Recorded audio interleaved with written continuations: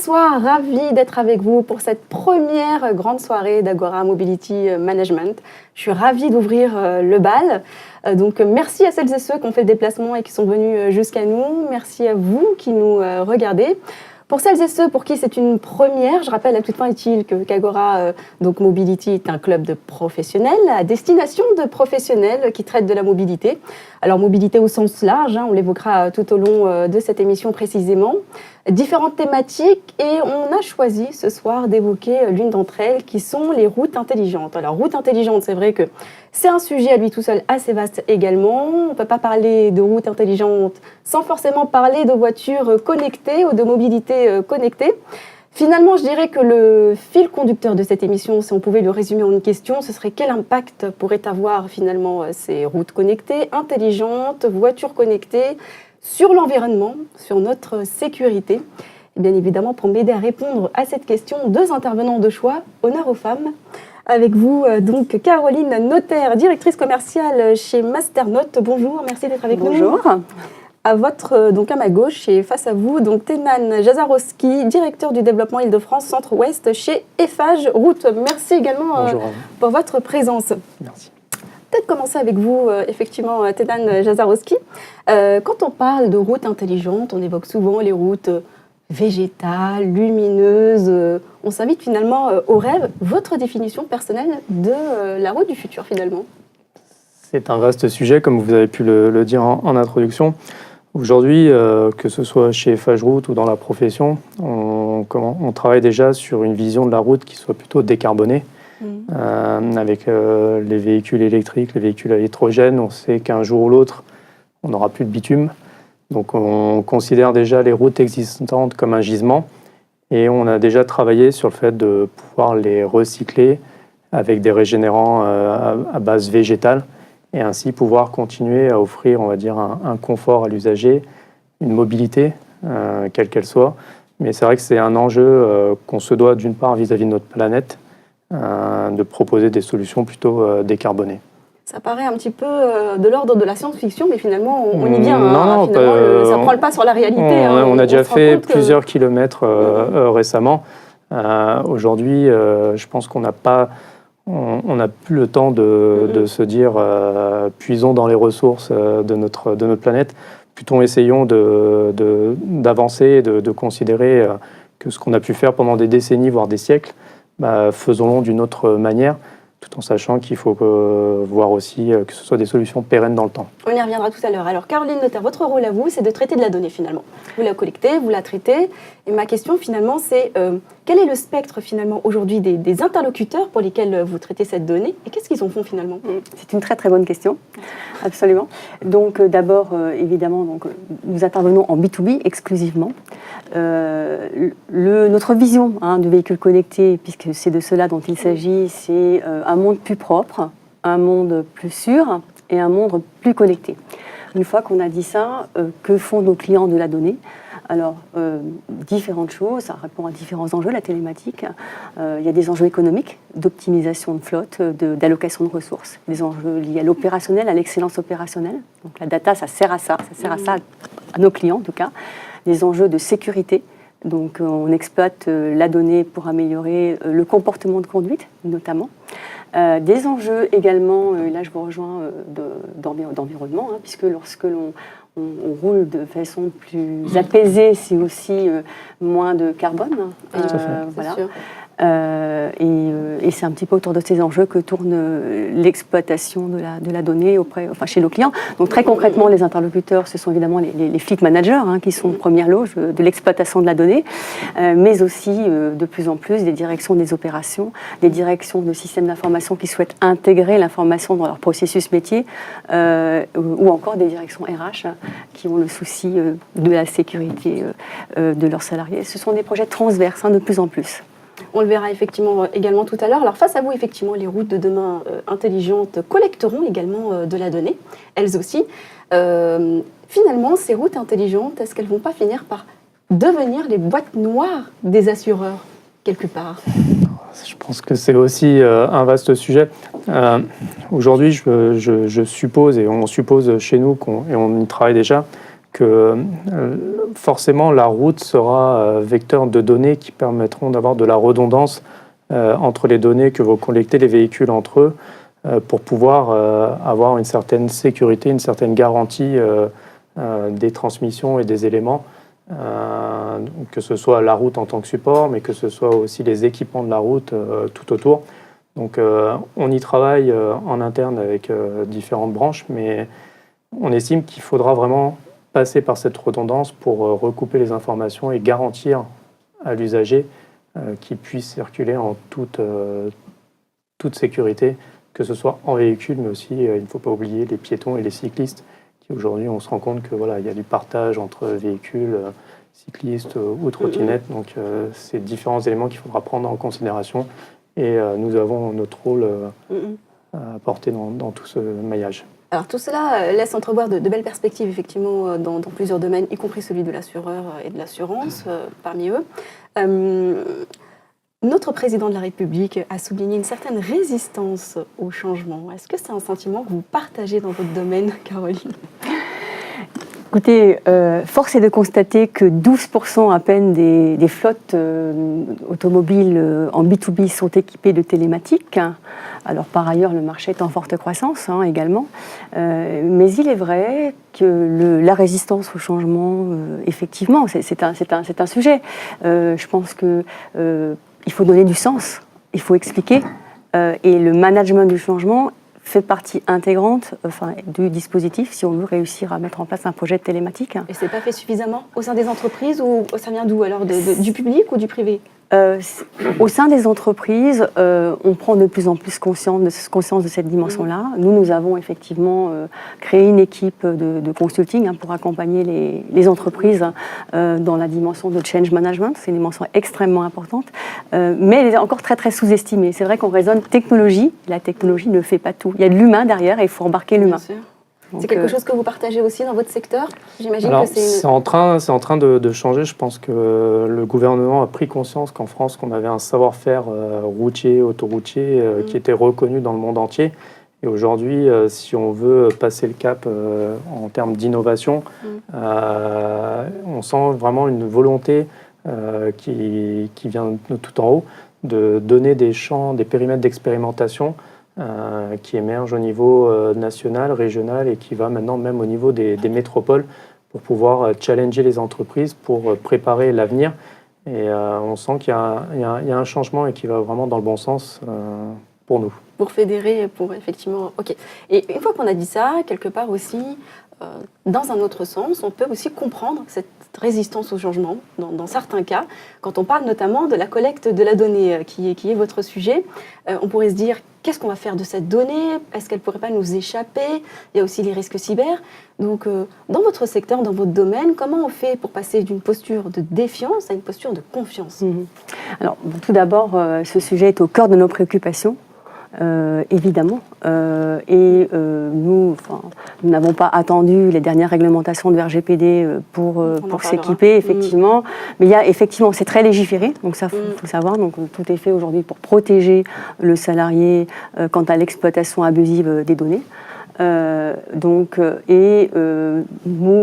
on avait été un peu volontariste sur le sujet parce que c'est une dimension importante. Il faut rassurer. Et on a effectivement, on est aujourd'hui certifié 27001. C'était une démarche proactive qu'on a menée bien avant, je dirais, toute la législation RGPD dans le domaine. Mais c'est un élément important et effectivement, c'est la première brique de réassurance avant d'embarquer un salarié. Il faut expliquer qu'il est protégé. Après, le risque zéro n'existe pas. Vous parlez de cybersécurité, de risque de hacking. On a, nous, des infrastructures et des services redondants. On fait des tests de piratage, des choses comme ça, mais le risque zéro n'existe pas.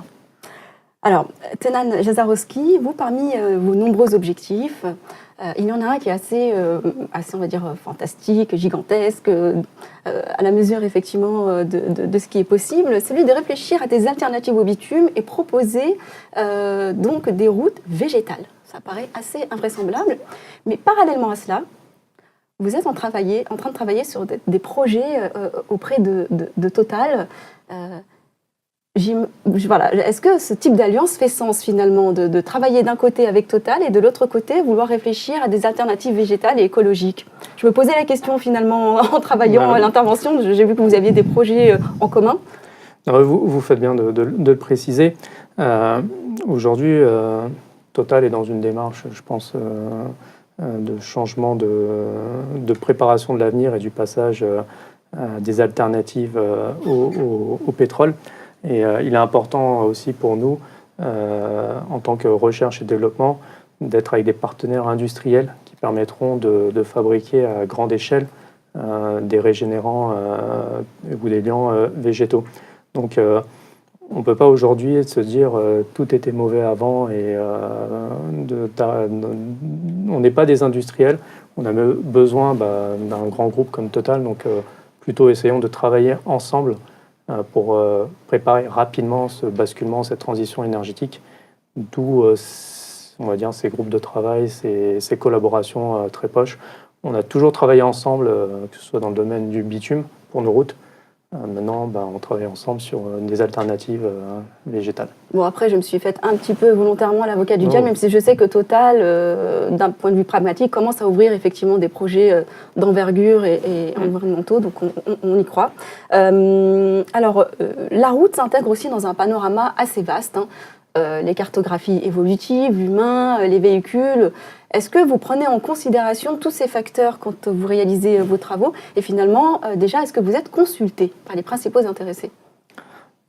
Consulté, oui, parce qu'aujourd'hui, en termes de maîtrise de savoir-faire, les grands groupes français se sont staffés en conséquence. Donc on sent qu'aujourd'hui, il y a du savoir-faire en entreprise. Et on arrive aujourd'hui à travailler d'un commun accord avec des donneurs d'ordre pour faciliter, pour donner aussi notre expérience et garantir aussi, parce qu'on est souvent concepteur-réalisateur, donc garantir un produit, une solution ou une route pendant des décennies, si je peux me permettre. Est-ce que, Caroline, vous y croyez un jour à l'uniformisation finalement de l'information, de la donnée, un langage commun, peut-être pour des intérêts communs? Est-ce que c'est possible dans un futur monde? J'imagine que techniquement, ça va être possible. Après, la question, c'est qui aura intérêt à faire quoi? C'est le sujet. Voilà, est-ce que c'est l'espace public qui prendra effectivement en charge la gouvernance de cette donnée pour le bien-être de tous? Comment se passeront les interactions avec les acteurs économiques qui aujourd'hui n'ont pas tous forcément les intérêts forcément alignés, on le voit avec des démarches notamment des constructeurs automobiles qui ont tous des initiatives dans le domaine du véhicule connecté, mais qui pour autant n'ont pas le souci de créer une plateforme commune, ne serait-ce que pour travailler sur des enjeux de sécurité. Donc qui a intérêt à partager quoi, qui a intérêt à gouverner quoi et comment tout ça va se passer? Je ne saurais le dire, mais ce sont des questions effectivement très intéressantes. Je partage le même avis. Aujourd'hui, on est dans une position où on sent qu'on transmettra de l'information. La route, on en est sûr, elle transmettra de l'information. Mais comment, de quelle manière, on est un petit peu dans un no man's land. Et personne ne veut partager effectivement ces premières innovations. C'est encore les prémices finalement. Tout le monde est en train de se placer quelque part. Donc voilà. c'est un peu compliqué de... Il n'y a pas de cadre défini à l'heure actuelle qui permettrait d'entrevoir, on va dire, des collaborations très proches. Ok. Alors, on parle d'alternatives donc au bitume, comme on l'a évoqué tout à l'heure. On parle de routes lumineuses, on parle de choses assez intéressantes pour l'avenir. Mais est-ce que finalement, toutes ces innovations sont en réalité alignées aux réalités économiques du pays, finalement? Alors, pour en revenir sur ce qu'on a pu réaliser jusqu'à présent en termes de routes à base de régénérant végétal, en fait, on a considéré une route existante qui était fatiguée, dégradée, comme chacun peut s'en rendre compte sur certains endroits. Et on est venu en fait régénérer la route avec ce régénérant végétal. Et économiquement, on arrive à se positionner des fois moins cher qu'enlever l'existant, l'emmener en centrale et ramener un produit entre guillemets neuf. Donc aujourd'hui, le fait de diminuer les rotations de camions, de diminuer les allers-retours, donc d'un point de vue d'une part développement durable, ça va dans le bon sens, Et on arrive économiquement, bien que le produit soit cher au départ, parce qu'on n'a pas encore un volume important de fabrication, on arrive à se positionner économiquement. Donc c'est d'une part un point positif quand on rencontre des donneurs d'ordre qui ont cette sensibilité de faire une route un peu plus verte. Et en tant qu'indépendant privé, est-ce que parfois vous êtes freiné dans vos recherches par certains arbitrages budgétaires? Et est-ce que aussi finalement vous êtes soutenu par les pouvoirs publics dans vos recherches et dans vos démarches, dans vos initiatives? Je dirais soutenu plutôt par la politique de notre patron qui a mis en place, on va dire, un fonds spécial carbone.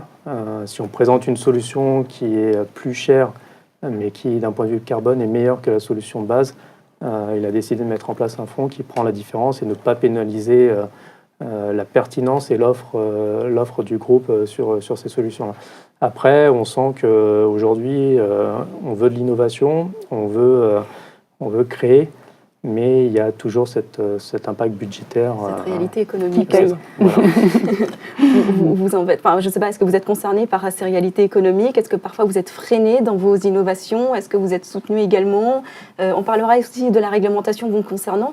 Vous œuvrez dans un cadre réglementaire aussi parfois un peu mouvant. Vous parliez tout à l'heure de la RGPD.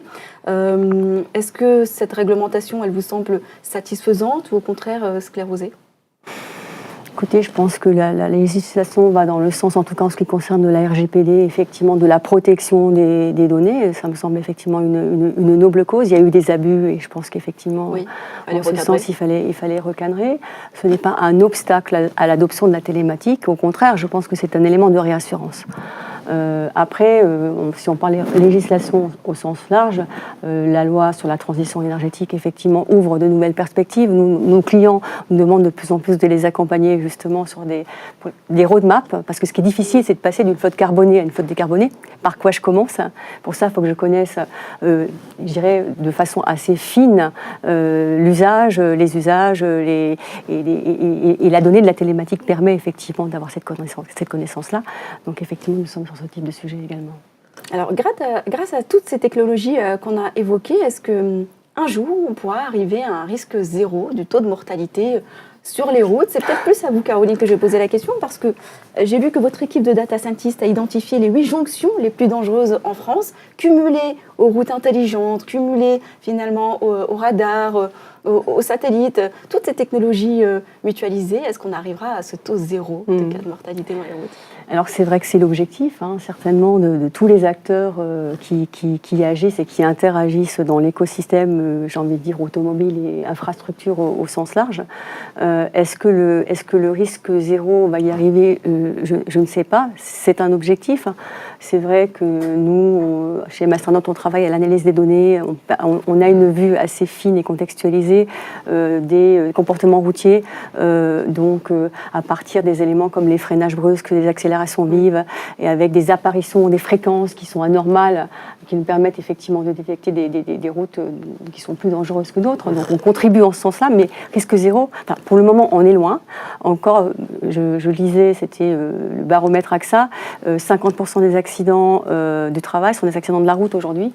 Il y a plus de 6 millions de jours perdus parce qu'il y a des accidents de la route, donc des journées de travail perdues. Donc on est très très très très loin du zéro accident, même si c'est un objectif pour tous. Quand vous imaginez la marginalisation de cette route finalement intelligente? Pour l'instant, on a des tests un peu partout en France. Quand est-ce qu'on arrivera à une marginalisation totale sur le territoire? Totale sur le territoire, je pense que je ne vais pas m'avancer sur des dates. Il faut qu'on a la chance en France d'avoir une expertise routière qui est relativement importante, une expertise automobile aussi qui est quand même conséquente. Si tout le monde travaille un petit peu main dans la main avec on va dire une tutelle gouvernementale ou ministérielle, on arriverait sous une petite décennie à avoir peut-être déjà des premiers retours concluants, ce qui permettra après d'aller un peu plus vite, comme le monde va relativement vite. Donc c'est mon point de vue. Après. Eh bien, merci de nous avoir accompagnés tous les deux tout au long de cette interview autour de cette route intelligente qu'on attend avec impatience. On suivra vos travaux avec intérêt. Merci à vous de nous avoir suivis. On se retrouve bien sûr bientôt, toujours sur Agora Mobility.